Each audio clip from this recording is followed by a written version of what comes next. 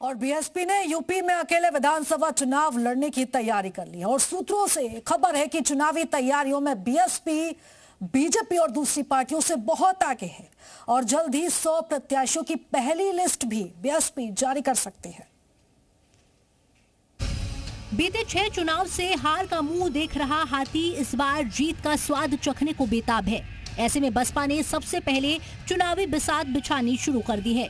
खबरें हैं कि मायावती जल्द से जल्द प्रत्याशी का ऐलान करने वाली हैं। सूत्रों की माने तो जुलाई के अंत तक 100 उम्मीदवारों का नाम फाइनल हो जाएगा, जिसके बाद कभी भी 100 उम्मीदवारों की पहली लिस्ट जारी हो सकती है।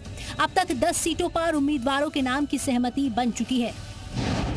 बसपा के टॉप सूत्रों की माने तो मायावती ने संभावित उम्मीदवारों को अपने जिलों में कार्यकर्ता सम्मेलन करने को कहा है।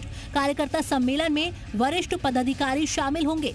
कार्यकर्ता सम्मेलन की शुरुआत अयोध्या और अकबरपुर से होनी है। दोनों जनसभाओं को बसपा प्रदेश अध्यक्ष संबोधित करेंगे।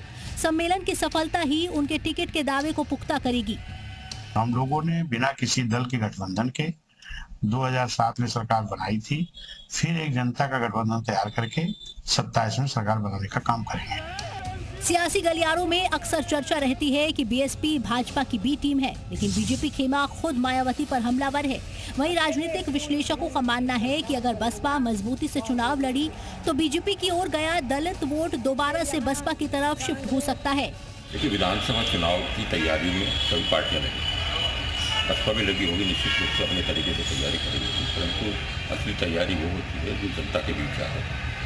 तो जनता के बीच जाने का काम भारतीय जनता पार्टी के कार्यकर्ता, भारतीय जनता पार्टी के नेता। 2027 का चुनाव आ रहा है। अगर बहन मायावती सांगठनिक तरीके से अपने को मजबूत करती हैं, संगठन को मजबूत करती हैं, जमीन पर काम करती हैं, तो निश्चित तौर पर उत्तर प्रदेश में सत्ताधारी दल को एक बड़ी चुनौती पेश कर सकती हैं।